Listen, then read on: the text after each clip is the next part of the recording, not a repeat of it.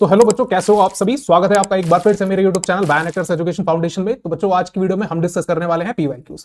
जैसा कि हमने लास्ट क्लास में अपनी C3 साइकिल, C2 साइकिल या फिर C4 साइकिल और कैंप पाथवेज, इन सभी टॉपिक्स को हम कवर कर चुके हैं। बेसिकली हम फोटोसिंथेसिस हायर प्लांट्स को कंप्लीट कर चुके हैं। इसमें हमने फैक्टर ऑफ एक्टिंग भी डिस्कस कर चुके हैं। तो इस फोटोसिंथेसिस चैप्टर से रिलेटेड जितने भी पीवाईक्यूज हैं आपके 2024 में, 25 में, 22 में, 21 में, या फिर हम बात करें उससे भी ज्यादा जो और पुराने एग्जाम्स हुए हैं नीट के, तो उनमें से रिलेटेड इस टॉपिक के रिगार्डिंग जितने भी पीवाईक्यूज आए हैं आज हम उनको डिस्कस करने वाले हैं। तो चलिए बिना किसी देरी के फटाफट से शुरुआत करते हैं अपनी वीडियो को और बढ़ते हैं अपने पहले क्वेश्चन की तरफ फटाफट से।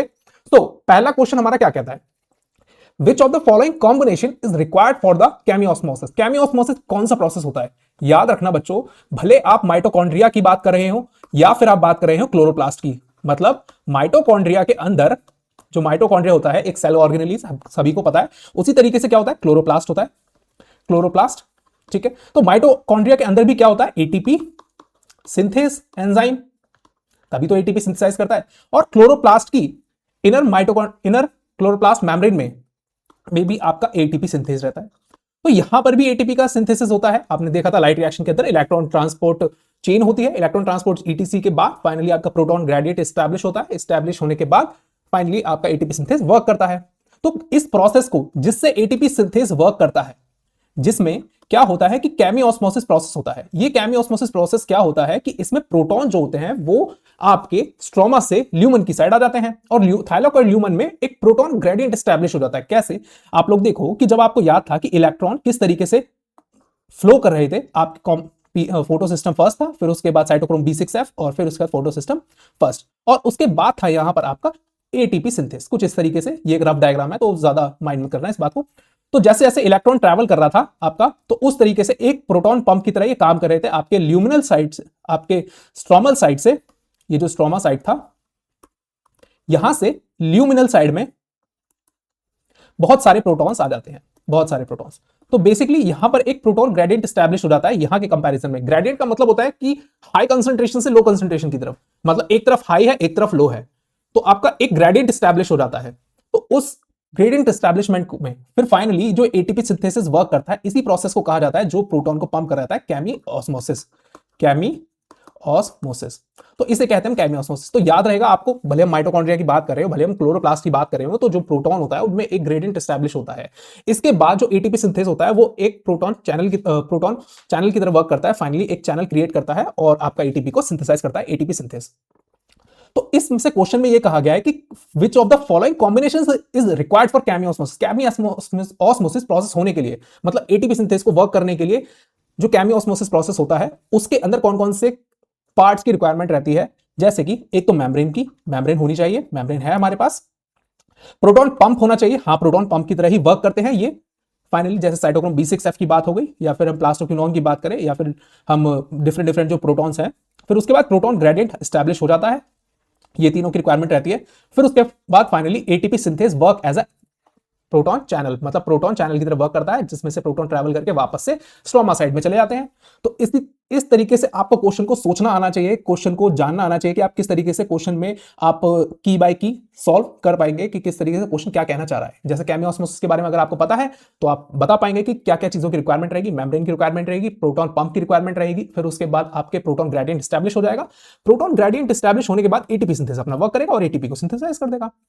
So this is a kind of a question which includes the both of your concept regarding the mitochondria as well as the chloroplast। तो ये बात ध्यान रखनी है आपको। तो ये आया था नीट के 2023 में क्वेश्चन। तो बढ़ते हैं नेक्स्ट क्वेश्चन की तरफ। Oxygen is not produce during the photosynthesis by, मतलब कि इनमें से किस, जो ऑर्गेनिज्म आपके बारे में बैक्टीरिया वगैरह दे रखे हैं, प्लांट्स जो हैं, और इसमें से कुछ एल्गीज हैं, तो इनमें से कौन से ऐसे हैं जो ऑक्सीजन को प्रोड्यूस नहीं करते हैं फोटोसिंथेसिस के दौरान। देखो नॉर्मल जो प्लांट्स होते हैं उनके अंदर तो सिंथेसाइज होती है, मतलब जैसे हम साइकस की बात करें तो इसके अंदर तो होगा ऑक्सीजन, लेकिन यहाँ पे नॉट प्रोड्यूस पे रहता है। एल्गी के अंदर होगा, नॉस्टो के अंदर हाँ होगा, लेकिन ग्रीन सल्फर बैक्टीरिया जो है ये बेसिकली क्या है, ये आपके आर्चिया से बिलोंग करते हैं। आर्चिया होता है ना, आर्किया बैक्टीरिया, उनसे बिलोंग करते हैं ग्रीन सल्फर बैक्टीरिया। ये हाइड्रोजन सल्फाइड बेसिकली निकालते हैं ऑक्सीजन की जगह। तो ये आप इस तरीके के कंसेप्ट भी आपके दिमाग में रहना चाहिए कि फोटोसिंथेसिस के रिगार्डिंग कौन कौन फोटोसिंथेसिस में आपके ऑक्सीजन रिलीज करता है, कौन कौन फोटोसिंथेसिस के रिगार्डिंग ऑक्सीजन रिलीज नहीं करता है। तो next question, in the chloroplast the highest number of protons are found in. देखो highest number of proton in a chloroplast, किसके अंदर क्लोरोप्लास्ट, कहां पे क्लोरोप्लास्ट के अंदर किस जगह पे आपके highest number of protons accumulate हो जाते हैं, कहां पर?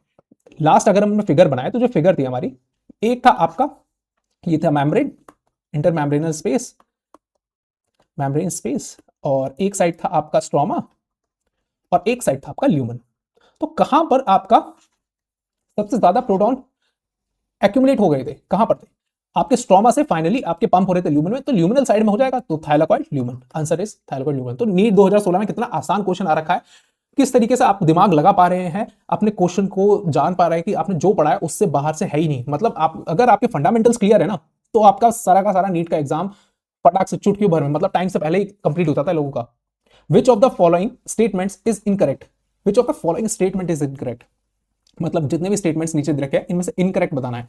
क्वेश्चन को ध्यान से ही पढ़े करो कि करेक्ट पूछ लेता है, कभी कभार इनकरेक्ट भी पूछ लेता है। पहला ऑप्शन क्या है? Both ATP NADPH proton are synthesized during the non cyclic photo respiration. Non cyclic photo respiration, non cyclic photo respiration का मतलब है कि इलेक्ट्रॉन ट्रैवल कर रहा है, इलेक्ट्रॉन ट्रैवल कर रहा है, एटीपी सिंथेसिस हो रहा है, प्रोटॉन एस्टैब्लिश हो रहा है, तो इसका मतलब ये तो सही है। स्ट्रोमा लैमली, स्ट्रोमा की बात हो रही है, have a photosystem first and lack the NADP reductase, this is correct, this is correct. Grana lamellae, grana lamellae have a both photosystem first and photosystem second, correct? Cyclic photophosphorylation involves both the PS1 and PS2। देखो यहां पर समझो, cyclic photophosphorylation, cyclic photophosphorylation क्या था कि जिसमें आपका electron जो था वो एक साइकिल में ही घूमता रहता है। कैसे? आपका साइटोक्रोम B6F से फाइनली प्लास्टोसाइनिन सी, प्लास्टोसाइनिन सी से वो कहां गया? फोटोसिस्टम फर्स्ट, मतलब P700 के बाद, P700 के पास क्या है, फिर वो फेरिडॉक्सिन के पास गया, फेरिडॉक्सिन के बाद FNR, ferredoxin reductase, ferredoxin reductase के पास फाइनली आपका प्रेजेंट नहीं है एनएडीपी, मतलब स्टॉक में ही नहीं है, एनएडीपी की कमी है काफी ज्यादा, जिसकी वजह से क्या होगा, वो इलेक्ट्रॉन वापस से ट्रांसफर हो जाएगा किसके ऊपर? साइटोक्रोम B6F के ऊपर। तो बेसिकली यहां पर केवल एक ही फोटो सिस्टम अलाउ होता है, कौन सा? Photo system first. तो फोटो सिस्टम फर्स्ट रहता तो यहां तक ठीक था, लेकिन फोटो सिस्टम सेकंड है, तो that's why it is incorrect. So the correct option is 4। Next question, light reaction. Plastoquinone facilitate the transfer of electrons from, plastoquinone की बात हो रही है। प्लास्टोक्यूनॉन क्या है? आपका सेकेंडरी इलेक्ट्रॉन एक्सेप्टर है इलेक्ट्रॉन ट्रांसपोर्ट चेन के अंदर, क्योंकि इलेक्ट्रॉन ट्रांसपोर्ट चेन के अंदर जो फोटो सिस्टम सेकंड होता है that is the complex first. So photo system second is a kind of a P680। P680 से इलेक्ट्रॉन एक्साइट होकर के जो पहला इलेक्ट्रॉन एक्सेप्टर होता है वो होता है आपका फियोफाइटिन। तो फियोफाइटिन से वो जाता है प्लास्टोक्यूनॉन पे, प्लास्टोक्यूनॉन से कहां जाता है? साइटोक्रोम B6F पे। तो B6F पे कहां जाएगा? Plastoquinone facilitate the transfer of electron from the photo system second to the cytochrome B6F complex. तो आपको एक एक चीज जो पढ़ाई गई है उसी में से ही सारे के सारे क्वेश्चन जो है जो प्रीवियस ईयर में पूछ रहे हैं और आगे भी पूछ रहे हैं, क्योंकि कंसेप्ट नहीं बदलता है। कंसेप्ट कहां से बदल देंगे? मतलब नीट का एग्जाम जो प्रिपेयर करते हैं वो कंसेप्ट थोड़ी ना बदल देंगे, वो क्वेश्चन को घुमा सकते हैं, क्वेश्चन को कहीं से भी पूछ सकते हैं। वो ये पूछ सकते हैं कि आपका प्लास्टोसाइनिन सी कहां प्रेजेंट होता है, ल्यूमिनल साइड में होता है या फिर स्ट्रोमा साइड में होता है? तो ऑब्वियसली बात है भाई, ल्यूमिनल साइड में प्रेजेंट रहेगा प्लास्टोसाइनिन सी, क्योंकि वो एक हाइड्रोफिलिक मॉलिक्यूल है प्लास्टोसाइनिन सी के, अगर हम स्ट्रक्चर की बात करें। तो आपको कंसेप्ट जो पढ़ाया गया है वो बिल्कुल नहीं भूलना है। और देखो ये नीट 2020 में ये क्वेश्चन पूछा गया था, कितना आसान क्वेश्चन था। Which of the following is not a product of a light reaction, मतलब लाइट रिएक्शन की बात करिए, फोटोसिंथेसिस के अंदर लाइट रिएक्शन के अंदर क्या क्या बनता है भाई? एटीपी बनता है, दूसरा ऑक्सीजन निकलती है, ऑक्सीजन लगते हैं क्योंकि ऑक्सीजन इवॉल्विंग कॉम्प्लेक्स होता है, वो फाइनली हाइड्रोलाइसिस करता है वाटर का और आपके 4 प्रोटॉन्स निकालता है, 2 H2 को हाइड्रोलाइज करके, और NADPH क्रिएट होता है, एटीपी क्रिएट होता है, NADPH क्रिएट होता है और ऑक्सीजन रिलीज होती है, लेकिन NADH तो कहीं नहीं रिलीज होता। तो this is a option, which of the following is not a product. तो आंसर क्या हो गया आपका? Second, NADH। कितने आसान क्वेश्चन है 2018 के। Which of the following are the required for the dark reaction of a photosynthesis? Dark reaction of photosynthesis के लिए क्या क्या रिक्वायर्ड रहेगा डार्क सिंथेसिस के? अब मैंने आपको बताया था कि डार्क रिएक्शन के अंदर तो वही चीजें आपकी रिक्वायर्ड रहेंगी जो आपकी लाइट रिएक्शन के अंदर सिंथेसाइज करी गई है। अब लाइट रिएक्शन के अंदर क्या क्या सिंथेसाइज करे, जो इसके ऊपर का क्वेश्चन था उसी का ही देख लो। सबसे ज्यादा एटीपी की सिंथेसिस हुआ था और फिर NADPH का सिंथेसिस हुआ था और आपका ऑक्सीजन रिलीज हुआ था। तो एटीपी और NADH की रिक्वायरमेंट तो रहेगी रहेगी। अब देखो और भी क्या क्या चीजें रखी है, जैसे एटीपी और NADH, मतलब डी और ई देख लो। डी ई कहां पर है? वही केवल आंसर होंगे जहां पे डी और ई एक साथ है। D E D E D का है, ये डी है और ई है। रिक्वायर्ड पूछ रहा है, choose the correct answer from the option given लो। तो डी एंड ई, तो आंसर देख लो, डी में सब में कहां है? ये डी और ई। अब ये थर्ड और फोर्थ में से कोई आंसर हो सकता है, बाकी के 2 काट दो। इस तरीके से आपका टाइम भी बचेगा। अब कौन कौन से और ऑप्शन है? लाइट की रिक्वायरमेंट रहती है, लाइट की रिक्वायरमेंट इनडायरेक्टली रहती है, लेकिन क्लोरोफिल, क्लोरोफिल की रिक्वायरमेंट कहां रहेगी भाई? डार्क रिएक्शन की बात हो रही है। CO2 की, हाँ CO2 की रिक्वायरमेंट रहती है, क्योंकि CO2 को ही तो फिक्स करा जाता है किसके ऊपर? आपका रुबिब के ऊपर। रुबिब का मतलब क्या होगा? Ribulose bis phosphate plus CO2 equals to में आपका रुबिस्को एंजाइम की प्रेजेंस में आपका क्रिएट होगा 3 फॉस्फोग्लिसरेट 3 PGA, याद रखना है। तो आंसर हो गया आपका सी, डी एंड ई। तो थर्ड ऑप्शन इज करेक्ट। तो कंसेप्ट आपको नहीं भूलना है कि क्या आपका पढ़ाया गया है अभी तक और क्या आपने पढ़ा है। नेक्स्ट क्वेश्चन नीट 2024 से है। How many molecules of ATP and NADPH, how many molecules of ATP मतलब एडिनोसिन ट्राइफॉस्फेट के और NADPH are required for every molecule of a CO2 fixed in the Calvin cycle. मतलब एक CO2 molecule को fix करने के लिए, एक CO2 मॉलिक्यूल को फिक्स करने के लिए आपके कितने एटीपी और एनएडीपीएच की रिक्वायरमेंट रहती है। देखो हम बात करें तो 6 CO2 मॉलिक्यूल को फिक्स कर रहे थे, हमने साइकिल में डिस्कस करा, तो 18 एटीपी की हमें जरूरत पड़ी थी और आपकी जरूरत करी थी अप्रोक्सीमेटली 12 एनएडीपीएच की। तो ये था फॉर्मूला, फॉर्मूला कहें तो सिंपल सिंपल सा ये था हिसाब किताब। अब 6 CO2 की बात है तो 6 18 तो 3 एटीपी की जरूरत पड़ गई और 6 दूनी 12 आपके 2 एनएडीपीएच की जरूरत पड़ गई। निकल गया आंसर, आ गया आंसर। तो 3 और 2, 3 एटीपी और 2 एनएडीएच मॉलिक्यूल। 3 एटीपी कहीं दे रखे हैं, 3 ATP, 3 molecules of ATP and 2 molecule of NADPH. तो ये आ गया आपका आंसर नंबर 4। कितना आसान क्वेश्चन है, कितना आसान क्वेश्चन है। अगर आपको एनर्जी कैलकुलेशन पता है, क्योंकि मैंने हर आपकी साइकिल्स पढ़ाने के बाद उसके बाद मैंने एनर्जी कैलकुलेशन बताया कि किसमें कितने एटीपी की रिक्वायरमेंट है, किसमें वेस्टफुल प्रोसेस हो रहा है, किसमें वेस्टफुल प्रोसेस नहीं है। यहीं पर अगर हम C2 साइकिल की बात करें तो C2 साइकिल में आपके एक एटीपी का यूज हो जाता है और आपका एनएडीएच का यूज हो जाता है, एनएडीपीएच का यूज हो जाता है, जिसकी वजह से क्या होता है, ये एक वेस्टफुल प्रोसेस है। वेस्टफुल प्रोसेस है बिल्कुल, क्योंकि इसमें कोई भी ग्लूकोज सिंथेसाइज नहीं हो रहा है, ना ही कोई सुक्रोज, ना ही कोई ग्लूकोज, किसी भी तरीके की शुगर ही सिंथेसाइज नहीं हो रही है। ठीक है, नेक्स्ट क्वेश्चन। नेक्स्ट क्वेश्चन क्या कहता है, स्टेटमेंट रिगार्डिंग द क्वेश्चन है। Statement first, in the C3 plants, C3 plants की बात हो रही है, मतलब 80 to 95% जो प्लांट्स होते हैं उन सभी के अंदर C3 साइकिल रन होती है, जिसमें कार्बोक्सिलेज एक्टिविटी होती है रुबिस्को एंजाइम की, याद रखना है। Some O2 binds to a rubisco, hence CO2 fixation is decrease. मतलब कि रुबिस्को एंजाइम से some of O2 is bind and उसके बाद क्या हो गया कि CO2 फिक्सेशन की जो एक्टिविटी थी, यानी कि फोटोसिंथेसिस जो था वो डिक्रीज हो गया, फोटो रेस्पिरेशन बढ़ गया। हाँ भाई होता है, क्योंकि जब हम C2 साइकिल की बात करें तो उसमें ऑक्सीजनेस एक्टिविटी होती है, क्योंकि ऑक्सीजन जो होता है वो बाइंड कर जाता है रुबिस्को एंजाइम से, जिससे फोटो रेस्पिरेशन होता है, फोटोसिंथेसिस की जो एफिशिएंसी वो डिक्रीज हो जाती है, मतलब CO2 फिक्सेशन की डिक्रीज होता है। तो स्टेटमेंट फर्स्ट तो करेक्ट है, बिल्कुल करेक्ट है। C4 प्लांट्स की बात करें, हाई टेम्परेचर पे वर्क करता है C4 plants. Mesophyllic cell show very little photo respiration, हाँ बिल्कुल सही बात है, फोटो रेस्पिरेशन बहुत कम रहता है। मतलब जो 2 तरीके की क्रैंस एनाटॉमी की बात करें, बहुत बड़ा लेक्चर दिया है लास्ट क्लास में क्रैंस एनाटॉमी के ऊपर, याद रखना। उसमें क्या होता है, मेसोफिलिक सेल्स होती है, फिर उसके बाद फाइनली आपने बंडल शीथ सेल होती है। अगर यही कंप्लीट फोटोसिंथेसिस कर पा रहे होते क्या आपके मेसोफिलिक सेल्स, तो आपकी जरूरत ही क्या थी इस एनाटॉमी की। तो मेसोफिलिक सेल्स में क्या होता है कि फोटो रेस्पिरेशन होने के चांसेस रहते हैं, जिस वजह से आपके केवल स्मॉल अमाउंट ऑफ O2 को पहले बाइकार्बोनेट आयन में चेंज करके उसको फॉस्फोनोल पायरुवेट के साथ फिक्स करा जाता है। While the bundle sheath cells do not show photo respiration, हाँ इसीलिए आपका C4 एसिड को कन्वर्ट करके मैलेट में और फाइनली ट्रांसफर कर दिया जाता है आपका बंडल शीथ सेल में, जहां पर आपका CO2 जो फिक्स हुआ होता है वो रिलीज होकर के C3 साइकिल में बंडल शीथ सेल के अंदर अपना केल्विन साइकिल को परफॉर्म कर लेता है। तो दोनों के दोनों आंसर स्टेटमेंट जो है वो बिल्कुल करेक्ट है। So both the statement first and statement second are correct. तो इन क्वेश्चंस को देखा आपने, मतलब आपने जो पढ़ा है ना, जो साइकिल्स के बीच में कोरिलेशन है उसको भी आपको ध्यान रखना है, क्या किस तरीके से साइकिल्स एक दूसरे के साथ मिलाप कर रही हैं। जैसे कि C3 साइकिल जो है वो आपकी मोस्ट ऑफ द प्लांट्स में होती है, लेकिन C2 साइकिल कहां होती है, C2 साइकिल भी आपकी C3 प्लांट्स में होती है, लेकिन उन C3 प्लांट्स में क्या होता है कि फोटो रेस्पिरेशन हो जाता है। फोटो रेस्पिरेशन का मतलब है कि rubisco enzyme oxygenase activity perform करने लगता है।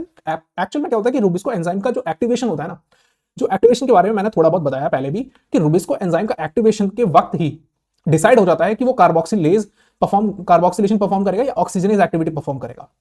अगर ऑक्सीजन कंसेंट्रेशन ज्यादा हो जाएगी तो वो ऑक्सीजनेस एक्टिविटी परफॉर्म करेगा, अगर कंसेंट्रेशन लो हो जाएगी CO2 की तो भी वो फोटो रेस्पिरेशन परफॉर्म करेगा। तो बेसिकली डिपेंड करता है कि क्या है, किस तरीके कोरिलेशन, वो भी आपके C3 प्लांट्स में होगी और मॉडिफाइड, जिन्हें हम कभी कह देते हैं कि मॉडिफाइड C3 प्लांट्स।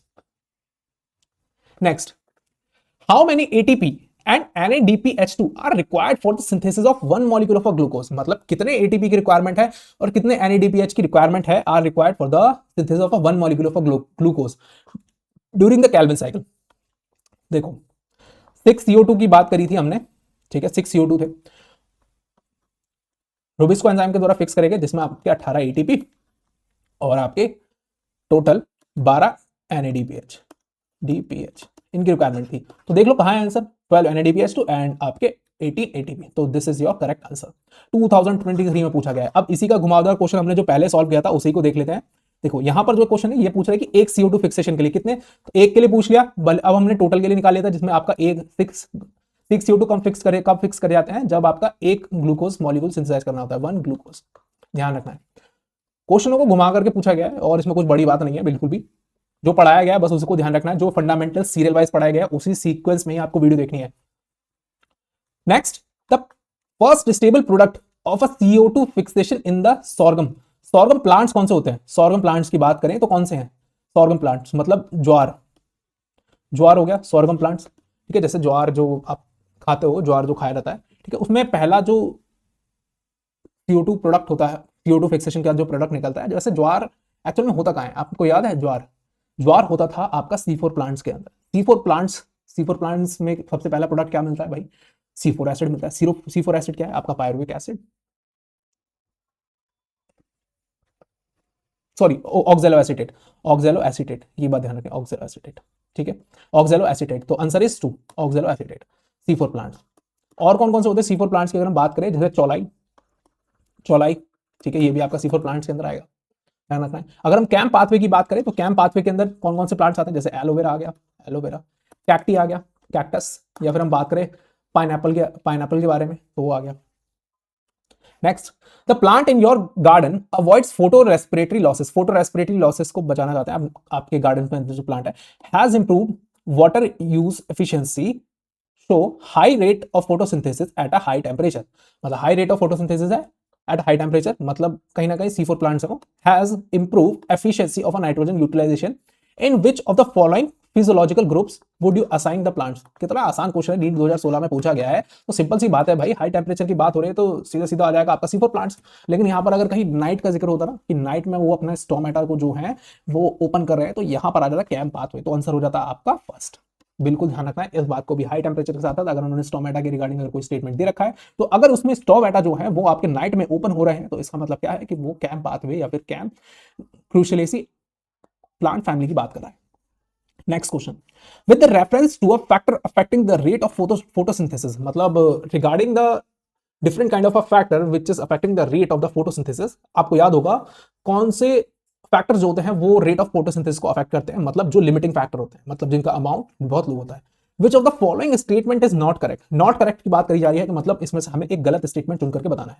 पहला स्टेटमेंट क्या कहता है? इंक्रीज एटमॉस्फेरिक CO2, क्योंकि 0.03 से 0.04 नॉर्मल होता है, फिर आपका 0.05 तक जाएगा, तब आपका फोटोसिंथेसिस रेट जो होता है वो इंक्रीज हो जाता है। CO2 फिक्सेशन मतलब सही है। C3 प्लांट्स की बात हो रही है, respond to a higher temperature. अब भैया C3 प्लांट्स हायर टेम्परेचर के रिगार्डिंग कब से रिस्पॉन्ड करने लगे? With enhance photosynthesis, while C4 plants have a much lower temperature. ये तो कतई उल्टी बात कह दी, बिल्कुल।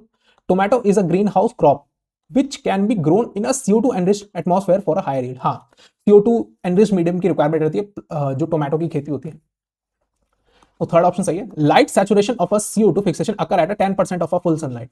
करेक्ट, बिल्कुल करेक्ट। इसके बारे में मैंने शॉर्ट्स भी डाला था, तो काफी बच्चों ने देखा भी था। तो आपको ध्यान रखना है कि आपकी टोटल जो सनलाइट है उसकी इंटेंसिटी क्या है, उसका ड्यूरेशन ऑफ एक्सपोजर क्या है, कितने टाइम के लिए एक्सपोज हो रही है वो सनलाइट से, उसका 10% ही आपका बेसिकली CO2 फिक्सेशन के लिए यूज करा गया है। तो 3 ऑप्शन आपके सही है, पहला, तीसरा एंड चौथा, और आपका सेकंड ऑप्शन जो है वो बिल्कुल इनकरेक्ट है। तो इसका मतलब आपका आंसर वही है। नीट 2017 का क्वेश्चन आया था, ये कंसेप्ट के बारे में याद रखना है। ऑब्जर्व द ग्रीन फिगर, मतलब जो सॉरी ग्रीन कहते हैं, गिवन फिगर है। Identify the different stages labelled with the alphabets with selecting the correct option. देखो भैया C3 साइकिल की बात हो रही है, this is called the PCR cycle, also called the Calvin cycle, या फिर मेल्विन कैल्विन साइकिल भी कहते हैं। ठीक है, तो सबसे पहला जो स्टेप है ये होता है आपका कार्बोक्सिलेशन का, कार्बोक्सिलेशन, कार्बोक्सिलेशन। बी जो होता है इसमें होता है आपका रिडक्शन। थर्ड जो होता है इसमें होता है आपका रीजनरेशन, रीजनरेशन। तो देख लो भैया आंसर क्या है आपका, सबसे पहला फर्स्ट, सेकंड एंड थर्ड, तो CRR देख लो कहां है भाई, कार्बोक्सिलेशन, रिडक्शन एंड रीजनरेशन। तो option is third is correct, option third is correct. तो ये आपका 2025 का ही है, मतलब पिछले साल का ही है। कितना आसान क्वेश्चन पूछा गया है, मतलब कुछ लेवल होता है ना बायो के क्वेश्चन पूछने का भी, उसमें इतने आसान क्वेश्चन डाले जाते हैं बायो के पेपर में, तो आपको 360 में से 360 ही आएंगे। आप टेंशन मत लीजिए, आप बायो नेक्टर के साथ तैयारी करते रहिए। दबा के वीडियो में लाइक और शेयर ठोक दीजिए, और शेयर कर दीजिए जितने भी नीडी स्टूडेंट है सभी को, और बेल आइकन को दबा दीजिए ताकि नई वीडियो आए तो आपको नोटिफिकेशन मिल सके फटाफट से। Next, how many molecules of ATP and NADP, फिर से आ गया भैया एक और question, are required for the every one CO2 molecule fixed in the Calvin cycle. मतलब वही सेम क्वेश्चन 2025 में फिर से पूछा गया है। मतलब एनर्जी के रिगार्डिंग आप देख रहे हैं ना कि मतलब एनर्जी कैलकुलेशन आपको पता होना चाहिए, बिल्कुल ध्यान रखना है एनर्जी कैलकुलेशन की, कौन सी साइकिल में कितने एटीपी, कितना, कब, कितना, या कहां यूज हो रहा है, बिल्कुल ध्यान रखना है। C4 पाथवे की बात करें या फिर हम बात करें C4 पाथवे की बात करें या फिर कैम पाथवे की बात करें तो इसमें 5 एटीपी हो जाते हैं, 5 एटीपी, ठीक है, 5 एटीपी हो जाते हैं, बिल्कुल ध्यान रखना है, बिल्कुल ही भूलना नहीं है। और C3 साइकिल की बात करें तो यहां पर आपके 3 एटीपी की जरूरत रहती है। तो 3 एटीपी मॉलिक्यूल और आपके 2 NADPH, ठीक है, 3 एटीपी मॉलिक्यूल एक को सिंथेसाइज करते हैं 1 CO2 मॉलिक्यूल को फिक्स करने के लिए। अगर आपसे यहां पर पूछ लेगी 1 ग्लूकोज मॉलिक्यूल को सिंथेसाइज करने के लिए कितने एटीपी की रिक्वायरमेंट रहेगी, तो यहां पर याद रखना आपको 18 एटीपी और आपके 12 NADPH, ठीक है, याद रखना, बिल्कुल भूलना नहीं है। तो एनर्जी कैलकुलेशन के देखा आपने कि कितने क्वेश्चन पूछे जा रहे हैं, मतलब साल दर साल क्वेश्चन पूछे जा रहे हैं। Next question, the reaction centre in the photo system second has an absorption maxima, मतलब मैक्सिमा एब्जॉर्प्शन कितना है भाई, फोटो सिस्टम सेकंड की बात हो रही है, P680 की बात हो रही है, तो कितना हो जाएगा P680 नैनोमीटर, ध्यान रखना है, ऑप्शन बड़ी। अगर फोटो सिस्टम सेकंड फर्स्ट की बात करी जाए तो यहाँ पे कितना होगा 700 नैनोमीटर, क्योंकि P700 यहाँ पे मैक्सिमा होता है, इसका एब्जॉर्प्शन मैक्सिमा। तो ध्यान रखना है, कुछ इस तरीके से आपके क्वेश्चन भी आते हैं। अगर पूछा जाए कि फर्स्ट इलेक्ट्रॉन एक्सेप्टर कौन है, तो आपको आंसर लगाना है फ्यूफाइटर, फर्स्ट इलेक्ट्रॉन एक्सेप्टर। अगर आपसे पूछा जाए कि प्लास्टोसाइनिन का नेचर क्या है, this is hydrophilic in nature, ठीक है, तो ये बात बिल्कुल ध्यान रखिए। और कहां पर प्रेजेंट होता है, ये ल्यूमिनल साइड में प्रेजेंट रहता है। So this is all about the today's video. हमारे सारे क्वेश्चन खत्म हो चुके हैं, जितने भी फोटोसिंथेसिस के रिगार्डिंग थे हमने 2024 के, 2025 के, और हम बात करें 2023 के, 2018 के, 19 के, या फिर हमने 2013 के भी एक आधो क्वेश्चन ले लिए, और पहले भी हम क्वेश्चन सॉल्व करा चुके हैं 2025 के, 24 के।